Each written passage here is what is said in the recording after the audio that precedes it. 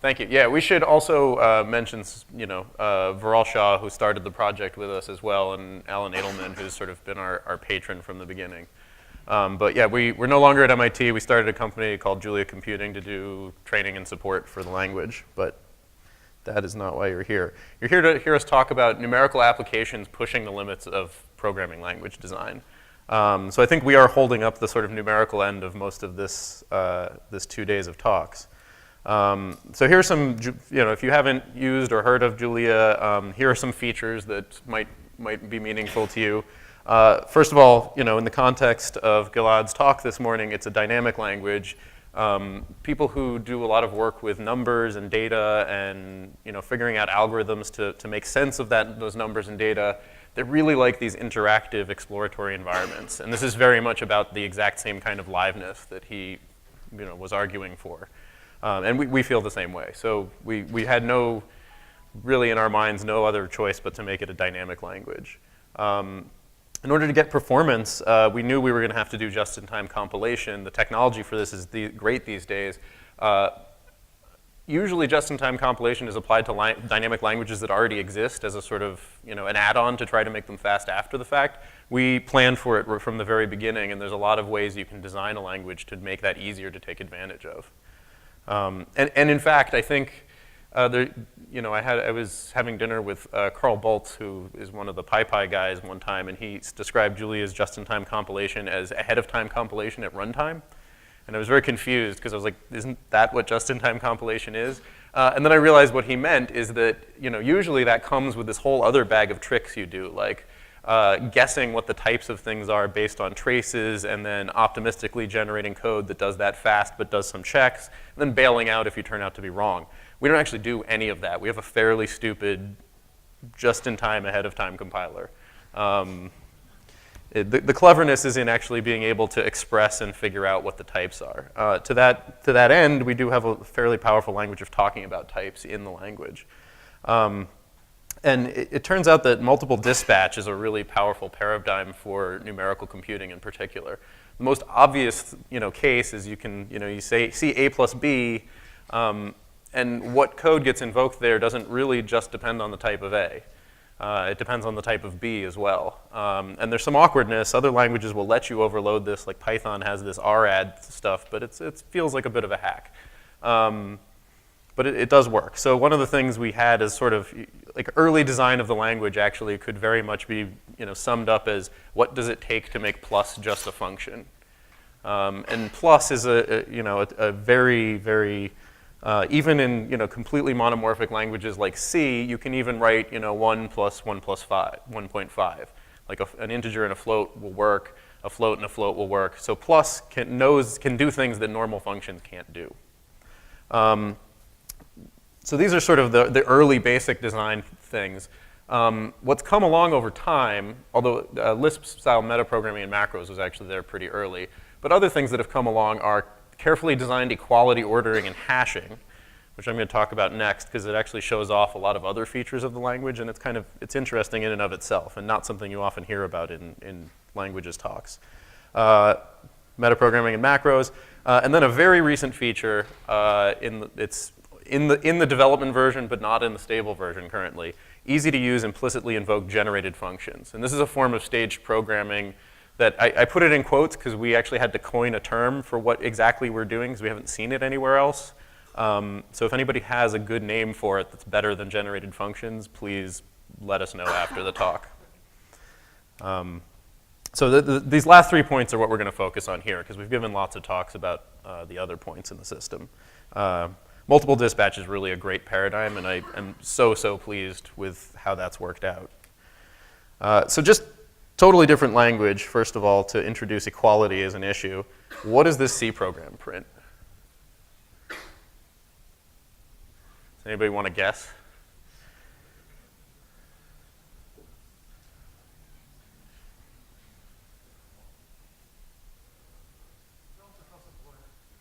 All right, so I happen to have this C program handy. You can see it here. Okay. So just to say that there's no tricks up my sleeve. That is the program. I'm going to compile it, and then I'm going to do run non-transitive. And so you can see it prints 1, 1, 0. Okay, so what's the big deal about that? Why is that a problem? Well, it means that equality is not transitive in C. Right? So if it was if the first two are true, that means they're equal. And the third comparison is comparing the first two, you know, the last thing and the first thing in the chain, the last thing in the chain, then you don't have transitivity of equality. Now in C, this isn't such a big deal because you might argue that, well, those are really, it's just like you get to have syntax for different equality functions and they're not really related. And one of them is the float equality and one of them is the long equality, and they're not actually the same thing. So keep that in mind when we talk about the rest of this stuff. That's one issue. So we, for example, do things like this. I'll just show it to you. This works correctly in Julia, as you would expect it to. So let's say x equals 1e16, y equals int of 1e16. So you print out the whole thing. Z equals x plus 1, and x equals y is true. Y equals z is true. Wait, did I do something wrong here? X equals y. So let's see what x, y, and z are. Hold on, I confused myself already. Yeah, sorry. Z equals x plus 1. That's the, yeah, that's y. Okay, sorry. Did I do? Oh, yeah, it's the first and the last ones are long. Sorry, I'm a little confused here. All right, x equals 10 to the 16th. Y equals the float 64 of the x, and then z equals x plus 1, and then x equals y is true. Y equals z is false. This is actually the key difference. All right, and then we expect that x and z not being equal is true, that they're not equal. So the key thing here is that you want that y equals z inequality to be an inequality. And the question is, how do you do that, and what's the point? Well, it's instead of just doing the naive thing where you just convert both to double and then do the comparison, which is what gives you true, and that's what C does. We actually have to make sure that we're doing the correct thing here, and we note that that is actually not an integer that is representable precisely as a float. And so the principle here, was like a very early thing that we were like, oh yeah, that's actually kind of broken. How can we actually do that comparison correctly? And actually you can see the LLVM code. If anybody's familiar with LLVM, that's good. You don't actually need to be.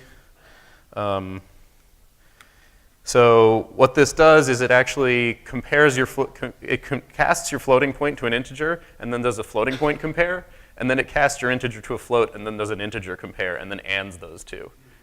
And so that trick gives you the correct answer all of the time, and you can prove that. Inequality is much, much harder.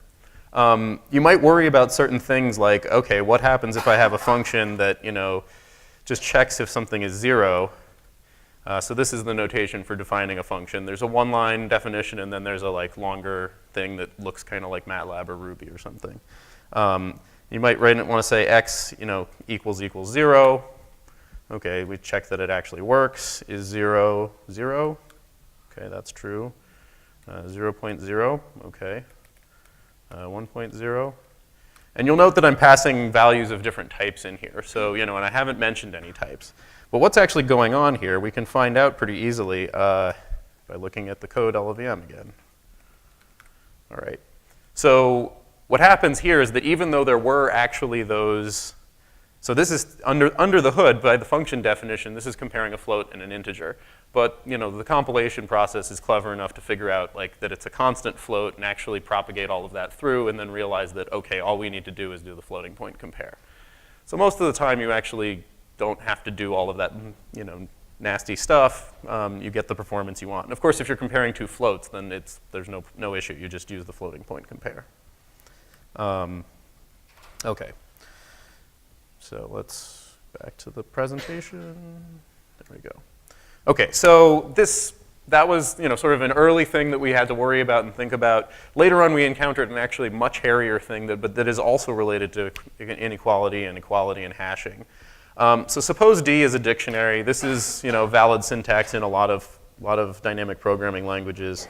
And you insert with the key 1, say D of 1 is equal to the string curry on. And then the question is, what do these dict lookups do? D of 1.0, D of 1 plus 0 imaginary, which is Julia syntax for a complex number. D of 2 over 2, that's Julia syntax for a rational number. So what are these going to do? They're all like mathematically equal to 1, but are we going to return that value or not? Because they're not exactly the same object. And so in asking this question, you might look at what other programming languages do. And there's whole empires that have built on top of hash tables and dictionaries. So there's languages that really should have thought about this a lot. So here we create a dictionary in Ruby. We assign D of 1 to curry on. And then we check of D of 1.0. And we see that it, in fact, is nil, and that those things don't hash the same. But yet, 1 and 1.0 are equal. So that's a little weird. OK, so I actually looked at what Python does. I was going to skip the slide, but since it seems fair to show it. Python actually does this right. They get good stuff. Oh, somehow it got cut off. I'm not sure what happened there. Yeah, so Python gets this right. D of 1 is equal to curry on, gives you D of 1.0 equal to curry on, and you can do the same thing with a complex number, which is in the standard library, and it also gets that right. I think where this falls down, Python does pretty well, is that if you then create your own numeric type, something that's supposed to be like a number, it's super awkward, and then you you can implement the hashing correctly by hand, but it's tough to do. So Julia also gets this right, but as Python shows, this is entirely possible. So the question is, how do we do this? And how did we manage to do it without sacrificing performance? So we actually took a different approach initially, because this is a sort of stupid, obvious thing to do. In the 0.2 version, we actually hash numbers with different types differently. So those things, we did what Ruby does, which I think is actually defensible. It's totally fine to punt on this and be like, look, we don't really care that much. And so this would end up in a different slot, and you would end up with a dictionary with an entry for 1 and an entry for 1.0, and they're different. So that seemed good. It seemed really easy. It's certainly fast. It's simple to implement. Different types just are unrelated, and they don't have to worry about what the other types do. But then we encountered some weird stuff that made us unhappy. So we have this language of types, and we actually have parametric types. So for example, the dictionary type has 2 type parameters, which are, in this case, I'm saying it's the key type and the value type. And we can generate much more efficient code and much more efficient storage based on that if we know it. So this is constructing a dict with specialized key and value types, int and string. And so now you assign into it with D of 1 equals curry on. That's good. That's good. OK. Now what happens with the second thing? D of 1.0 equals ecoup. So there's 2 options. It's like not very clear what you should do here. So the 2 options are throw an error, which is not very dynamic or convenient, because I'm like, well, I used a floating point number, or maybe I used an int 32 instead of an int 64, an unsigned int. But you know what I mean. It's 1. Like, we know how to convert between these things. We know what type you want, so why wouldn't we just do it for you? And so that's the other alternative, automatically convert to 1.0 to an int. So now this is a problem. The same key code would now work very differently depending on the type. So if you have an untyped dictionary, you end up with a dictionary with 2 entries. If you have a typed dictionary, suddenly you do the exact same thing, no errors are thrown, and you end up with a dictionary with 1 entry. This is bad. This is not fun for writing programs generically that work and do what you expect them to do. So we ended up coming up with the solution is to just bite the bullet and figure out how to hash numbers correctly by value.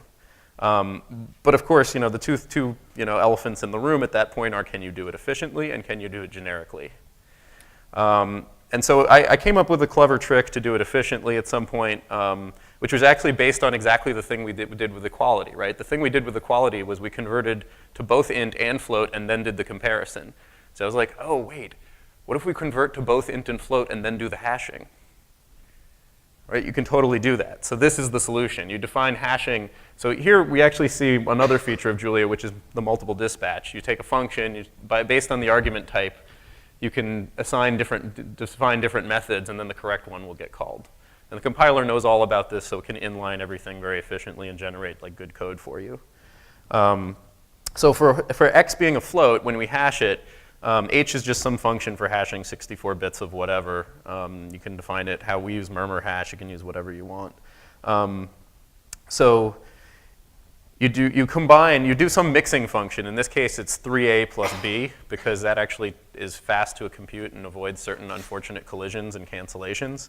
But that's sort of neither here nor there. So you hash x, and then you also hash the truncation of x to an int64. And then going on the other side, you go in the other direction. So if you have an int64, you convert it to a float, which can be done losslessly, and then you hash that and you combine the two. And so now those two hash values are going to be the same as long as those two values actually are numerically the same. And this is like slightly slower, but reasonably fast. But then what do you do about other numeric types? Like that's a cute trick for those two things. And you can actually make this work for unsigned int64s as well without too much collision. So this is sort of where Julia ends up having this large focus on these generic functions that you plug in certain methods to plug into them from below, and then anybody who uses that generic function in a generic way gets the same behavior. And you just have to sort of plug in the appropriate generic functions from below, and we'll see that in a second. So the idea is this decompose function, which again is not terribly well named, but I couldn't come up with anything better when I was working on this. So the decompose function is the point where if you have a rational numeric type, and you want to hook it into the hashing protocol. So like this actually happens. People write their own numeric types using Julia all the time. Like fixed point number types, polynomial types might want to hook into this, you name it. Big ints, big floats. So the decompose function of x should return three integer values, the numerator, the power, and the denominator, such that the value of x is mathematically equal to the number times 2 to the power over the denominator. And that's like floating point numbers sort of fall into this representation. Rational numbers fall into this representation pretty obviously, and so do integers. So you can compute those things very easily for all of those things. And then you have a fast special case where you do the trick from the previous slide, if you happen to have something that's equal to one of these values. And let me just show you briefly what that looks like. We're not going to get into the nitty-gritty of it, but yeah, here. Okay. So it's the generic hash function, and this will work for any real type. You can overload it with more efficient, clever things as long as they match the semantics of this, and we do that for a bunch of things that you want to hash faster. But they're just faster ways to compute the exact same thing. So you do the decomposition, you handle nans and infs especially, you do some normalization. Then you check, and this is relatively easy to check in all of these, like finding the trailing zeros, finding the number of digits. These are all fast and easy to do on simple numeric types. And then you call out to the specialized versions that we already defined elsewhere. And then you get to the end, and basically you say, okay, well, if I have these three things and I've gone through all of this normalization and special type checking, all I need to do is call this like thing that efficiently hashes integer values and chain the hashes together and then return something. So you create a new numeric type. All you need to be able to do is say, okay, I can know how to represent it in this special rational form, and then I can hand it off and we're good. And so if you want to hook into this, you can do it relatively easily without actually having to know very much about this. All right. So I think that's enough about hashing inequality. So now I'm going to hand it over to Jeff, and he's going to talk about stage programming. All right, thanks. So another problem we've encountered is that in the scientific computing space, program generation is unusually common. So basically programs that write programs. It's used very often. So I mean, well-known examples, you might have heard of packages like Spiral or FFTW, which are basically programs that generate signal processing code, and it runs really, really fast. And so there are actually lots and lots of libraries like this in the numerical and scientific world. Basically, people can figure out tricks and how to generate really fast code for certain problems that a compiler is, arguably never going to figure out. Right? Sometimes you have to prove novel theorems to get these things to work. So you can't just expect a compiler to do it. So people write programs to write the programs, right? And this is a pretty difficult thing to do. This is kind of a black art. It's much harder to do that than just to write out the program yourself. So this was another thing that we wanted to try to address. What can we do about this? Can we make it easier somehow? So we've been trying to chip away at that as well. So stage programming, generally letting you generate the code. So there's several forms of it one can contemplate. So here's a basic program translation pipeline, starting with source text, ending up at native code. And there are various points where you could sort of hook into this and imagine doing code generation. So a famous one is macros, right, from the Lisp world, where you can basically intercept some piece of the program text or syntax tree, manipulate it in some way and change it and transform it. Or also, in a compiler backend, when a compiler does optimizations, and eventually generates code, it's arguably doing, it's another form of code generation. So you might try to hook in there and do something. But then there are other stages in between. So in particular, in Julia, we do some type inference, and we have some kind of a type system. So there's this other intermediate stage where one can imagine hooking in, where we have basically some information about the program, but not the runtime values yet. But we know more than just the basic syntax, and so we can actually hook in all of these stages to try to do these things. So some simple examples. So we started out from the beginning. We had macros. I like Lisp, so I like these tricks. So this is an example of a simple Julia AST level macro that basically generates efficient code for evaluating polynomials. And basically, you write out. You put in the argument, which could be some variable, and you put in the coefficients, and this will just loop over generating nested expressions to compute this. So I can just show what this looks like. Do you want me to drive? Sure. Okay. All right. Okay.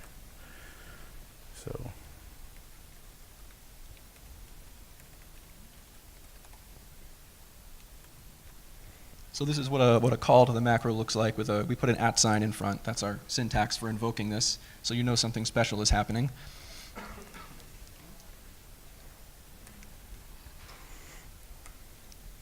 All right, so there's a function that uses it. We can see it evaluates polynomials. I guess that's the right answer.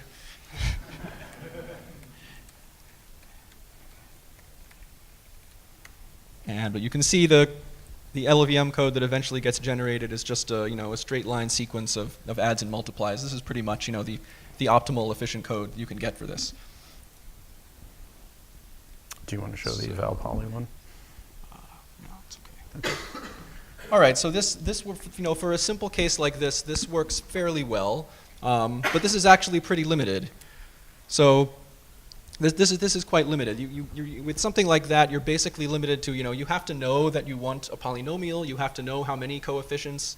It's fairly rigid, and the basic problem with macros is they don't know that much about your program. They basically just know what it looks like. You look at the AST, and if you think about it, there are many ways to program something. You can, to get the exact same result, you can type it differently, right? I could write A plus B or B plus A, and it does the same thing. It does the same thing. But a macro has this sort of excessive flexibility that if it wanted to, it could look at that difference and generate different code based on that. So a macro kind of doesn't obey the meaning of the program in some sense. It can just manipulate it in any way it feels like, which is kind of not so great. And it also doesn't have that much information. All it sees is the basic structure. The macro itself doesn't know what A is, what B is. It might not know what plus is either. It just knows that it's a plus symbol.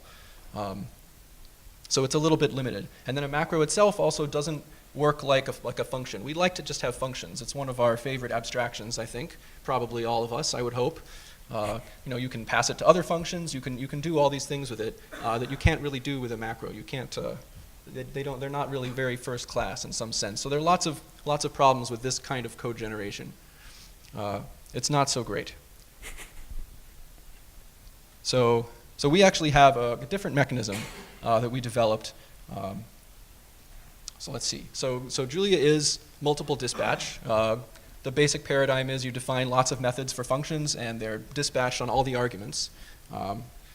So what this means is if you look at all the types of all the arguments, you actually have a fair amount of information. And so what we added a feature that lets you basically intercept at the point where the types of the arguments are known, whenever that might be, and generate code for those types. And so you've got an example of where we use that.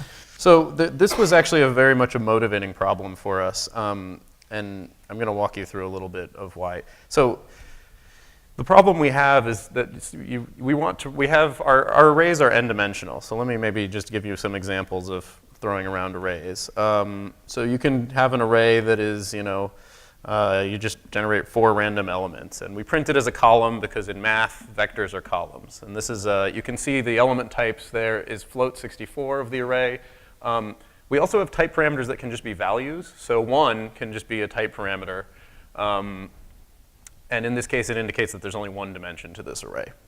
But you can do things like, make a 2-dimensional array. So you have a matrix, 4x5 matrix. And you can see that the second type parameter for the array changed, indicating that we have a matrix. But of course, there are people who do things that are much bigger. This is not unheard of. It's actually pretty standard to do things in 6 dimensions for, doing, for example, if you have a field of velocities, right? There's, 3 dimensions of points, so your array is 3-dimensional, but then the velocities themselves are 3-dimensional, you got 6 dimensions. If you also wanted to track acceleration, you would have 9 dimensions. And so, you get fairly high dimensional things, and there's actually no real predicting exactly how many dimensions people are going to want to work with. We've seen some fairly crazy stuff where people wanted large numbers of dimensions. So let's just consider the problem of just trying to efficiently iterate through all the elements of an array. And so I have a diagram of an array. We'll see it in a second. Okay.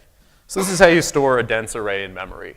And Julia is column major, which is, in the Fortran and MATLAB tradition. So you would actually iterate this efficiently in memory, going down the first column, then the second column, then the third column, the fourth, so on, so on, so on. And those are just at successive indices in memory.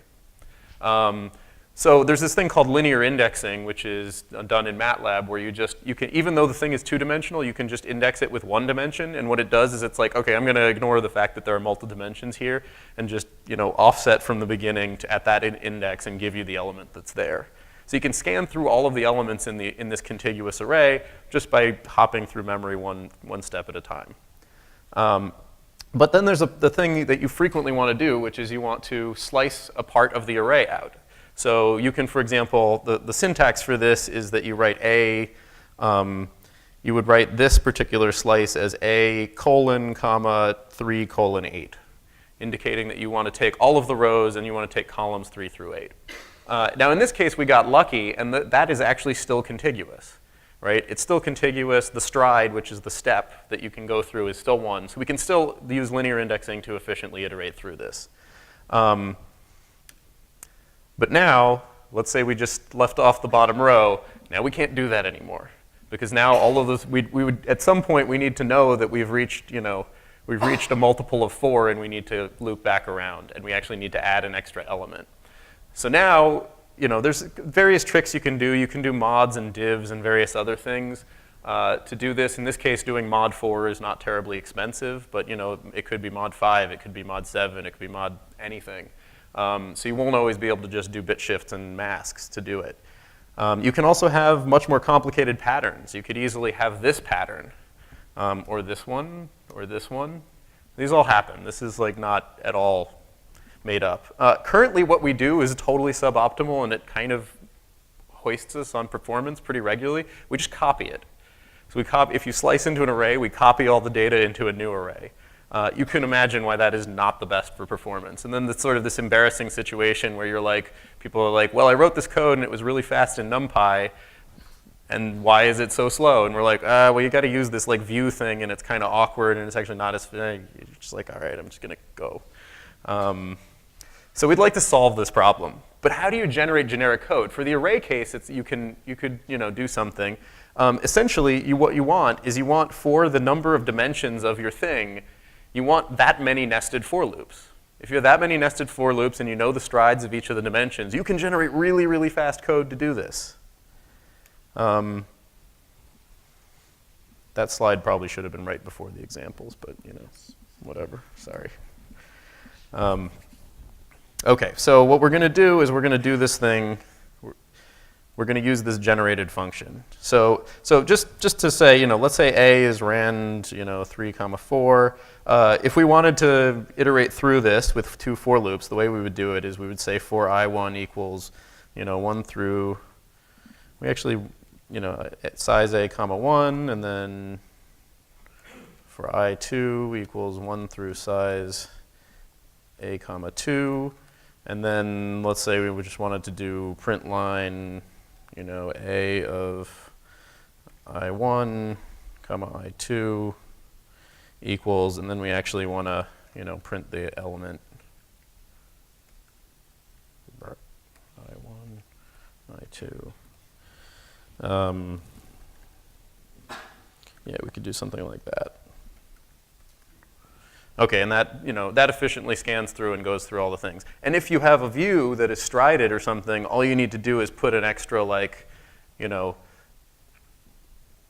you actually don't have to do anything special. You just, I1 starts at a different number and maybe steps by a certain amount with every loop. So it's actually super hard, super easy. Like doing it with linear indexing is crazy hard and involves mods and divs. Doing it with for loops is straightforward and fast.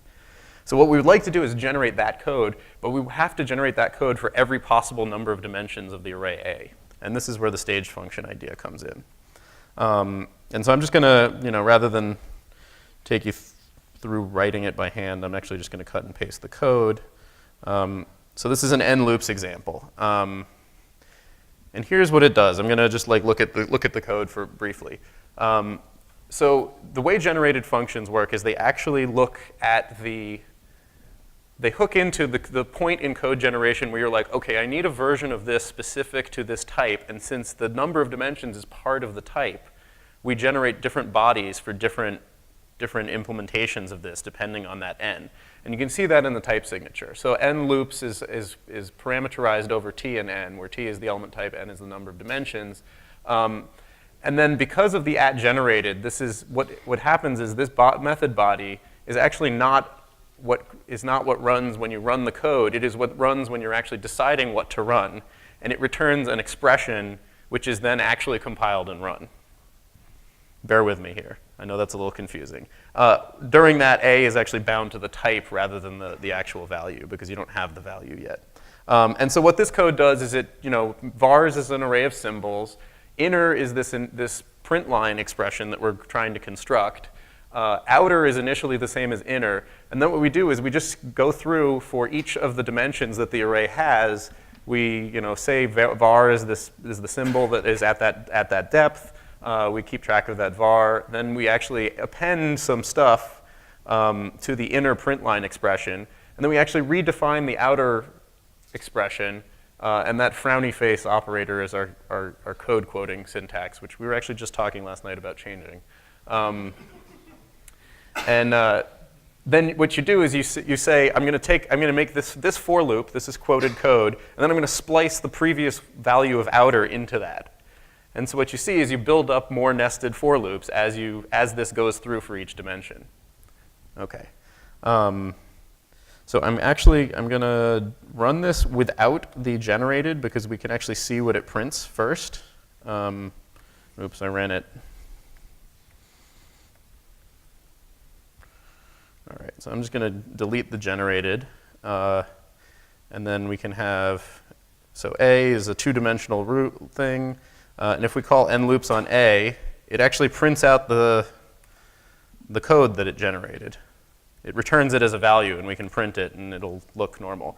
So you can see here that it generates pretty much exactly the hand code. It actually does one thing better. I had the loops in the wrong order. That is actually, this is the correct fast order to have them in, to scan through in column major order. Okay, that's fine. So we already had that code. Why is this exciting? Well, let's say that instead of A, it is rand 3, which is one-dimensional. Then we just get one loop.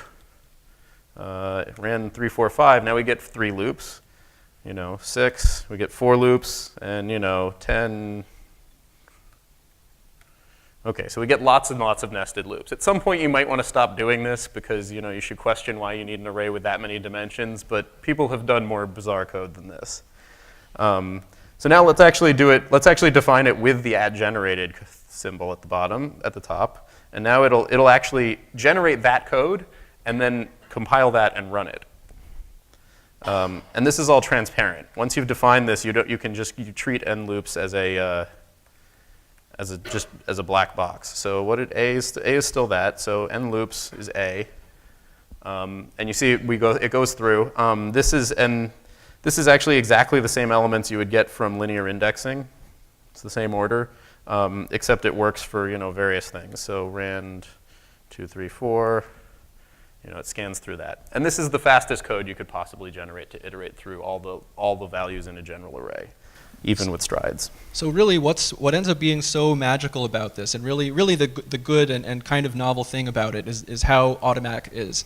So when you do code generation, some of the big problems is really just kind of the logistics around it. Somebody has to be in charge of invoking the code generator, and then you get something back, and then you have to put that somewhere. It might be an extra source file on your disk, and maybe you need another build step, or you might have to keep it in memory and keep a pointer to it yourself and know when to call it. And there's extra sort of logistics and bookkeeping that goes around doing something like this. And in this case, we can automate that. I believe FFTW uses OCaml to generate C code. So yes. You can imagine what those make files look like, right? It's not a pretty thing. Yeah, so in this case, basically, a library writer just puts @generated in front of something, and then they don't have to worry about when that's going to get called. Our compiler will call it as necessary, and then from the user's perspective, it just looks exactly like a normal function call API. They don't have to do a single thing different. They just call the function, and just internally, the method cache takes care of generating a special version and storing it where it needs to be, and then once it's cached in there, it can be reinvoked, whenever it's needed. So it's just very smooth experience. Okay, and so we have. Actually, we'll just go back to the prompt for 1 second. Yeah, sure. Yeah, so this end loops example is kind of motivating, but it's just to give you some flavor of how much more complicated this can get. So we have a. I'll hold that for you.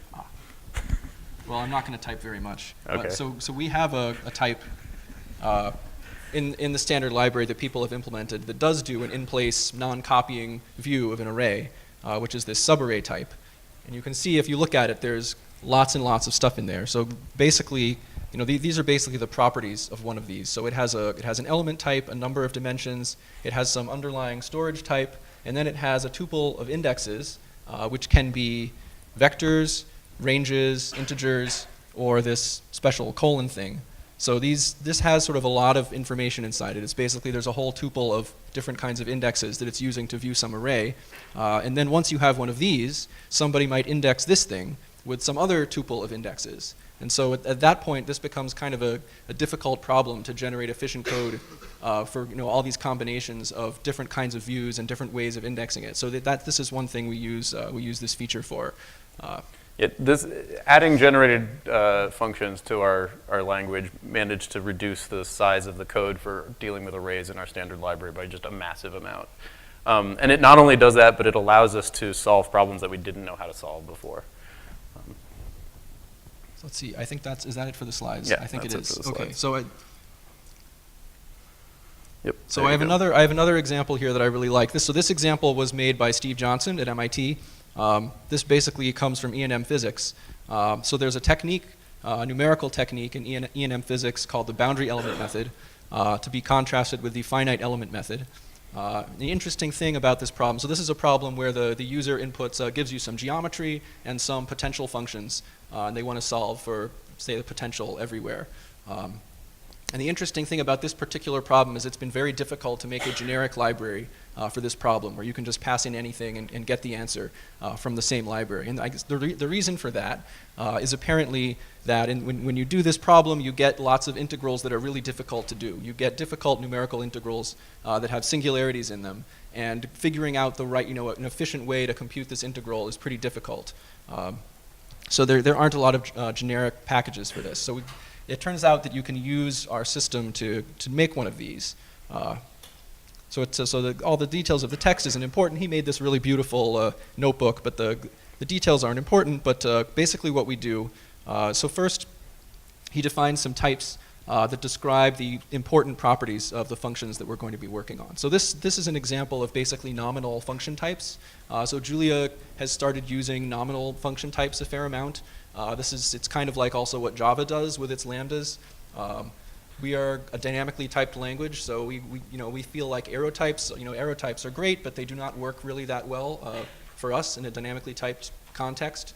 So we haven't really come up with a satisfactory way to use them. So for now, we have nominal function types. But it turns out that nominal function types are actually surprisingly useful in lots of these kinds of numerical and scientific applications. And the reason is that people have some idea of what is the important property of these functions that I care about, right? They might not really want to care about or talk about the argument and return type of the function. They might not be thinking about that. It's often just float to float. That's, right. That's totally doesn't help me at all. Every function in the world is just float to float, or maybe two floats to one float if you're getting really fancy, right? So in this case, what they actually care about is basically the degree of the singularity. So he says, that's the key property. So you want a type that has that information in it. And so that's what this defines. So let's see. I'll just run that.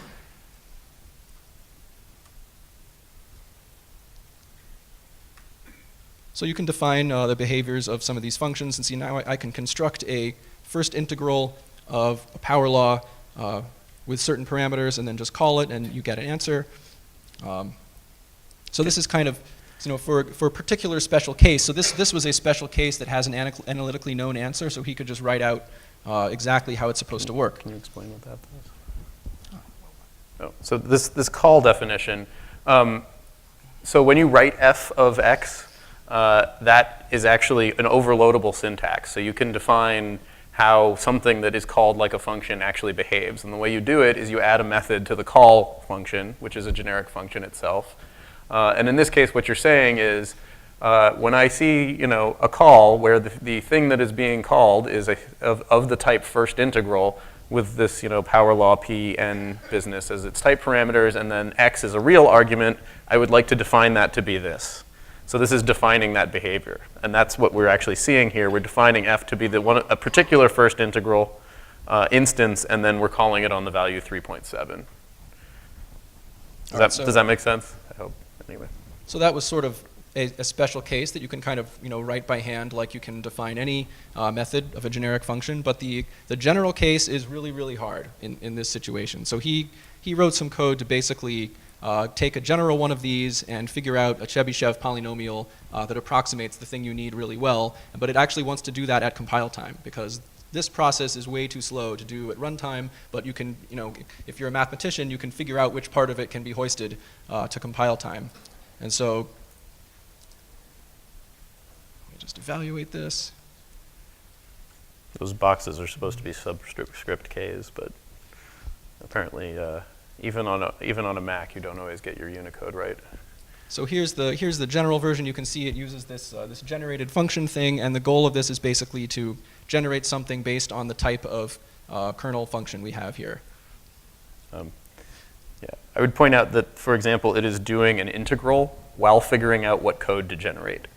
This is like, we now have like a compiler step that is actually solving an integral numerically in order to then generate code that you're then going to run. So here's an example of that working. So I just defined another one of these nominal functions, and all right, let's see. So we can just ask for what is the code generated for that. So here's the LLVM code. We can see there's actually an error check. If we just do a simple range check at the beginning, and then the rest of it is just a really nice straight line code of adds and multiplies with all the coefficients in line. So you get basically, this is pretty much as fast as you can get for computing one of these approximating polynomials. And so you would just get all of these bits of code piling up in memory, and we're going to have addresses to them somewhere. And actually people will do things like they want to be able to have a lot of flexibility with these. They might make an array of these functions that has functions of various different types, and you can just call them and you effectively get a jump table to different routines of this flavor, sort of automatically when that happens. And this works like any other function. You can plot it if you want.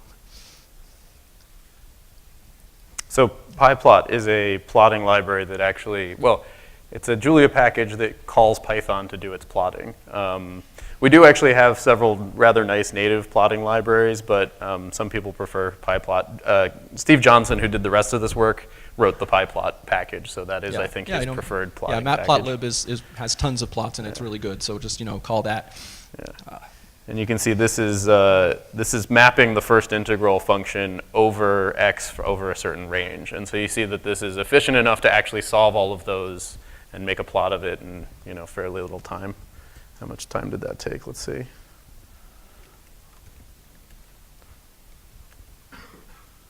Yeah, it's 55 milliseconds. That's sufficiently good. Anyway, yeah. I think that's pretty much it. So we're about done. Thank you.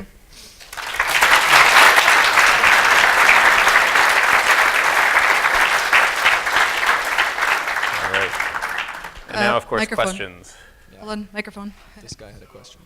Hold on. How do we hash complex numbers? Well, You didn't tell us. Why? Well, we could look at the code, I guess, but. I'm just curious now.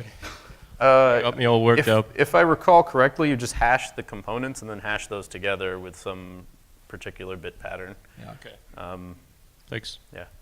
The only thing you'd have to worry about there is you need to make sure that when you hash the complex part and it's 0, that you get. So you just have to XOR it with the 0, the hash of 0, to make sure that it cancels out and equals the rational, purely real version. Hi, thanks for a very impressive demo. So from what I understand, you have at least two kinds of compile-time functions, the macros and then generating functions. So we've seen the benefits that generating functions bring to the table. So what's the point in macros then? So yeah, what's the point of macros? Very good question. My thoughts exactly. No. No. But, Sometimes so macros essentially just operate on syntax, and so sometimes you don't like the syntax you'd have to write. Yeah, I think the only real use of them is if people are just very fussy about their syntax and they just really want a very specific notation for something, and then that's the only way to do it. That's really the reason, I guess. So you can see what the @time macro, that's a macro, and you can see what it does. It just sort of puts a bunch of stuff before and a bunch of stuff after, and then the expression you called in the middle. I don't want to have to write all that stuff myself. I also need to make sure that sleep doesn't get evaluated until after. If I sleep and then take the result of that, I'm not going to get very interesting times, right? So you do need macros for some things. All right, we have more. Okay, yeah. First, I'm super happy to see that you integrated staging basically in a very nice way into the language, unlike OCaml and others that you have to build beforehand. But then I have a question here, because now it's so widely available. How do you manage the code caches? Because you generate a bunch of code basically for all these generated functions. So do you manage the code caches? How do you manage them? And what happens when people basically call, for example, these functions with very large numbers, so that you get megabytes of code, right? So the question is, how do we manage the code cache, and what if people call these things with really big numbers or do sort of abusive things? Well, we just have to trust people, really. And the code cache right now, we don't do anything very fancy. It basically just keeps growing, and that has not really been a problem yet. But we already generate a lot of code. Numerical computing is a good area for that sort of thing, because all of these, a lot of the techniques we're using here, JIT and macros don't generate that much code, but you know, these ideas are old, right? They've been around since like, you know, the 70s or the 80s, but, you know, people had these sort of small machines where like how much code you generated really mattered. If you're working on a, you know, terabyte data set, you really do not care about 50 megabytes of code that you generated. So we haven't really hit that problem a lot. I mean, if we're trying to do stuff on embedded machines, it might be a different story, but that's not something we're doing just yet, but we are kind of thinking about it. So this is a question regarding the first half of your talk. So I'm assuming you're familiar with Scheme, given your appreciation for macros, and thus you're probably familiar with the numeric tower there. So my first question is, do you have big nums and do you automatically promote to big nums? And if so, then what do you think about Scheme's division between exact and inexact versus your choice to automatically treat 1 and 1.0 as equal, even though they aren't referentially transparent? You are probably a better person to answer this. Yes, Our parser is actually written in Scheme, in a scheme that Jeff implemented. So that was a lot of questions. All right. So we do not automatically promote to big num. That's an easy one. And also we have basically 2 forms of equality. So this is also, I think Common Lisp had about 5. Scheme has a couple. It depends how you count.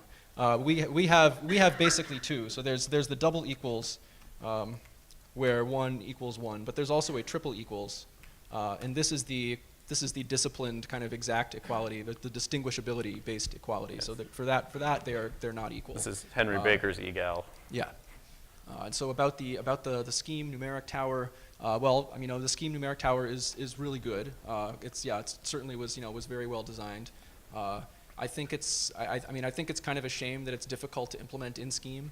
You just have to use kind of big nests of if statements pretty much. I think it's sort of too bad that has to be kind of built into the language spec. What do I think of exact versus inexact? It's also not extensible, right? You can't come and make your own type and fit it into the numeric hierarchy. So all of the Julia's numeric types are actually implemented in Julia.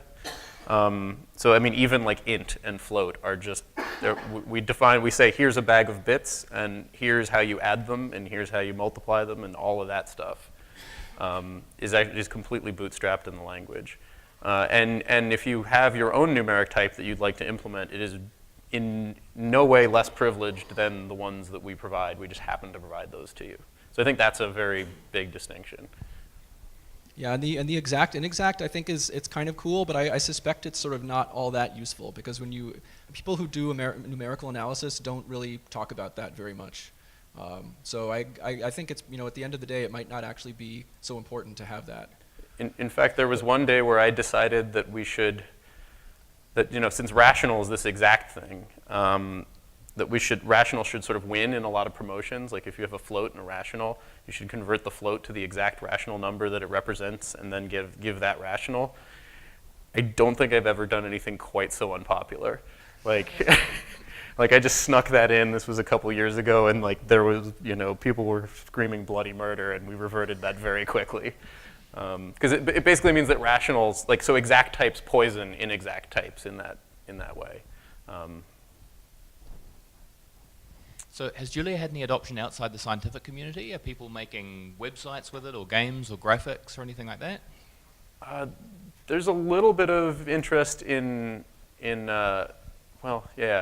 I've seen, so there's one guy who made a really impressive Quake engine in Julia using OpenGL, but I don't think anybody's using that in earnest. It was just a cool project.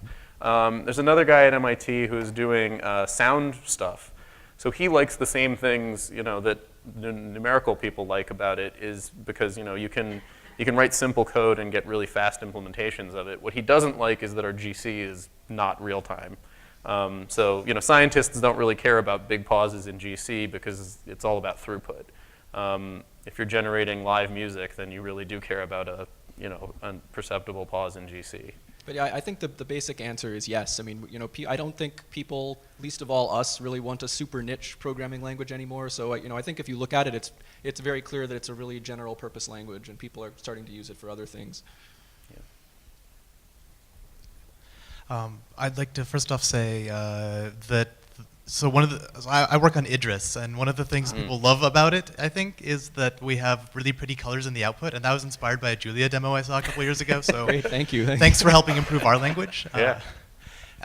But in light of the keynote we had this morning about sort of live environments that are better than just a REPL, what are your plans for Julia along those lines, or are there plans to do something nicer than just an IPython notebook? Oh, nicer than an IPython notebook? Are you kidding me? I mean, what? For example, with the debugger. Well, I would put a debugger in the IPython notebook. Okay. Yeah, no, I mean, there's been some more. There's a project called Juno, which is a light table with lots of Julia goodies baked into it. Some people really like that. I'm kind of old school. Like, I like a text editor and a REPL. But this is like the fanciest REPL I've ever used. It's got a lot of interesting features. I mean, I'm sure you noticed that, like, you know, you can do multi-line editing. You can go up and like change things. And you know, it's all pretty straightforward to use. It's not that straightforward to implement. You can also shell out, so you can say, you know, ls. And you can see the different things. There's also a help mode where you can say, you know, I'd like to know what, you know, help, meta help. Yeah. So. But I think at some point we will want to develop something that is like more like, you know, what I'd love to see is something that is, you know, could replace MATLAB for people who use MATLAB and like that style of thing, but could also make, you know, me and Jeff happy, right? Like I use Sublime Text, Jeff uses Emacs, and you know, MATLAB kind of sucks. It's the IDE like gets the job done, but it's really painful to use when you go back to it after this kind of multi-line. You can't do multi-line editing in an IDE. I don't get it. Yeah, so we'd love to have something that covers all of that. I mean, I'd love to reuse more stuff too. I mean, like reusing IPython notebook has been very successful, and you know, whatever people do in that area, I hope we can take advantage of it. Yeah. Yeah, I have two questions, but first a quick bounce on the macro question. I think the true power of macros, especially Lisp macros, which work on the AST, is actually proper compile time metaprogramming, which is also a very important thing. What? Proper compile time? Proper compile time metaprogramming. That's the true power of Lisp macros. Well, what do you mean by proper? Proper, I mean working on the AST. Yeah, ours work on the AST too. That's like. Yeah, I know. Yeah. That was a bounce on the Right. previous question. Okay. So the two questions I have is, so Julia is obviously stuffed with features inspired probably from Common Lisp and probably also from Dylan. I'm not sure about that one. And you said, I heard you loud and clear that you like Lisp. So the obvious question, I guess, is did we really need yet another brand new language? Why not building on something that's been around for a long time and which, you know, has a strong and long-lasting community? Why the need for something completely, started from scratch? That's the first question. And the second question is really a technical detail. Last time I checked, I think Julia didn't make any difference between binding and assignment. So the question is that still the case? Or am I wrong, am I right? And if that is actually the case, then what the hell were you thinking? Thank you very much. I mean, we could have done something like compiling to Common Lisp. You know, there are a lot of really, really excellent Common Lisp, so that, you know, that might have worked well. I think, probably the difficulty would have been that, you know, there would have been a lot of tension about how much like Lisp it's supposed to work, for example. And you know, we didn't want to be saddled with that. And I think there are just certain specific places in the design, particularly the type system, where you really need to be able to basically force something on people. And you know, people really need to go along with that. And you know, just having picked the appropriate minimal amount of thing that you're really going to force on people, then from after that point there can be lots of flexibility.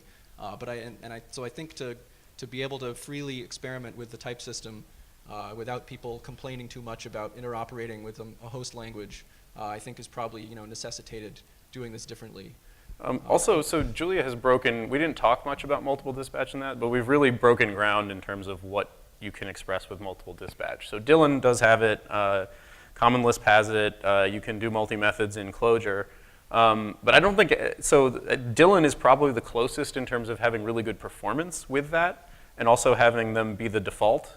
But in Common Lisp, you have to say, you know, def multi, right? You can't just, or def generic and then def multi. You don't, like, plus, or, you know, just built-in functions by default are not generic functions. In Julia, everything you see that you call as a function is a generic function, which means everything is also extensible. And another flip side of that is making everything fast despite that. So like we define all our entire standard library, like for loops and like iterating over using integers, that's all defined in the language in terms of operations that are defined in terms of generic functions. And I don't know if anybody else has pushed the performance of generic functions that far. And that's actually, addresses why we don't automatically promote to big ints, right? So if you're relying on an implementation language as integers to be efficient for implementing loops and whatever else, then it's fine to have a little bit of overhead. But if you're implementing all of that stuff in the language itself, then you really can't afford to have that overhead. All right, and then on binding versus assignment, I think I would just say that what we have, I think, is just very convenient and unsurprising to people. I think it just tends to sort of do what they expect by default. I don't know. I mean, nothing has blown up so far. I mean, it's pretty close. I still have all my limbs. I think it's all right. It's pretty close to what Python does as well, which people seem to be okay with. Yes, yeah, it's very close to that. Yeah. So it might even be identical. Actually, I'd have to look at the details. But yeah, I mean, I would look at, if you're able to find an example that really does something bad, please send it to me. I'd be curious to see.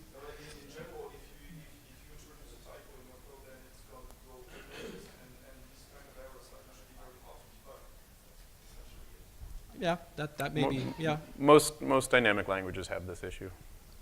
Okay, I think we have to wrap up. We're a little bit over time. Let's thank our keynote speakers. It was a very nice demo, nice talk. Thank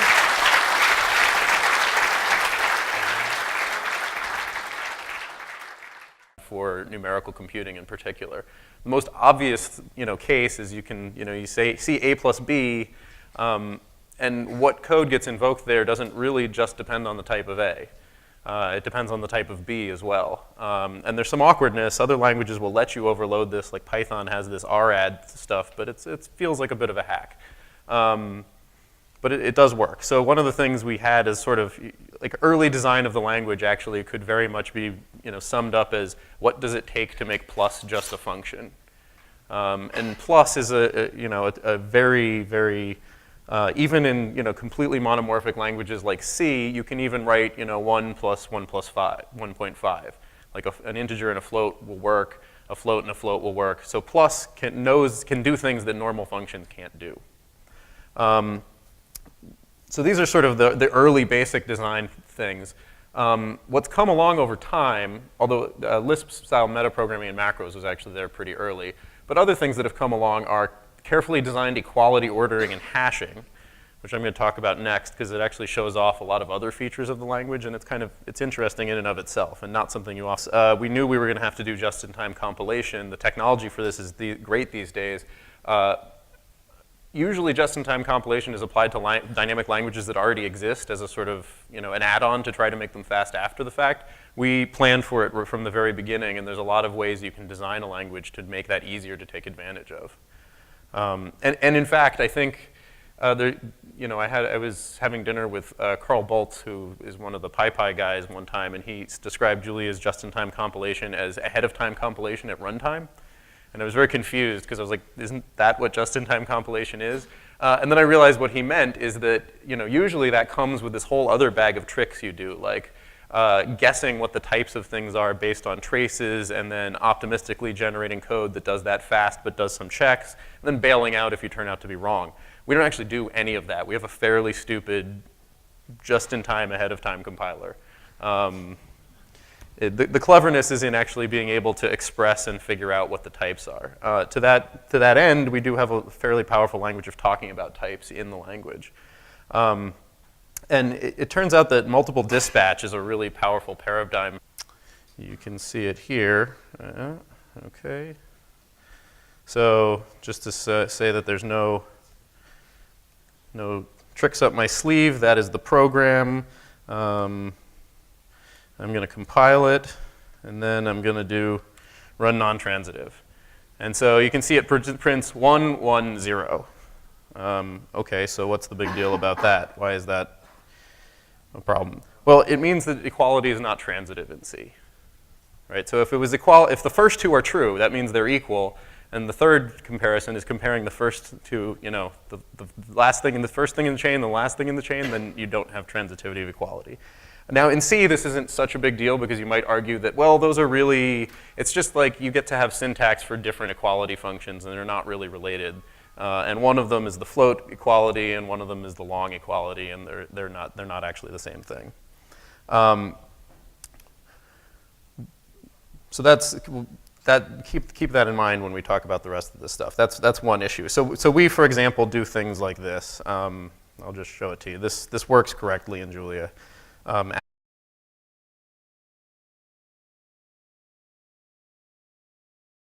Thank you. Yeah, we should also mention, you know, Viral Shah, who started the project with us as well, and Alan Edelman, who's sort of been our patron from the beginning.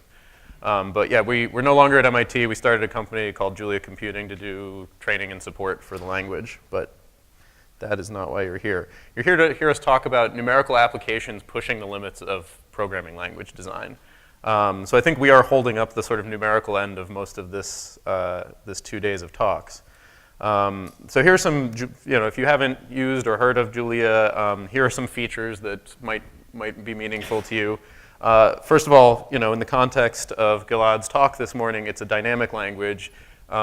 People who do a lot of work with numbers and data and, you know, figuring out algorithms to make sense of those numbers and data, they really like these interactive exploratory environments. And this is very much about the exact same kind of liveness that he, you know, was arguing for. And we feel the same way. So we had really in our minds, no other choice but to make it a dynamic language. In order to get performance, and hear about in languages talks, metaprogramming and macros, and then a very recent feature, it's in the development version, but not in the stable version currently. Easy to use, implicitly invoke generated functions. And this is a form of staged programming that I put it in quotes because we actually had to coin a term for what exactly we're doing because we haven't seen it anywhere else. So if anybody has a good name for it that's better than generated functions, please let us know after the talk. So these last 3 points are what we're going to focus on here because we've given lots of talks about the other points in the system. Multiple dispatch is really a great paradigm, and I am so pleased with how that's worked out. So just totally different language, first of all, to introduce equality as an issue. What does this C program print? Does anybody want to guess?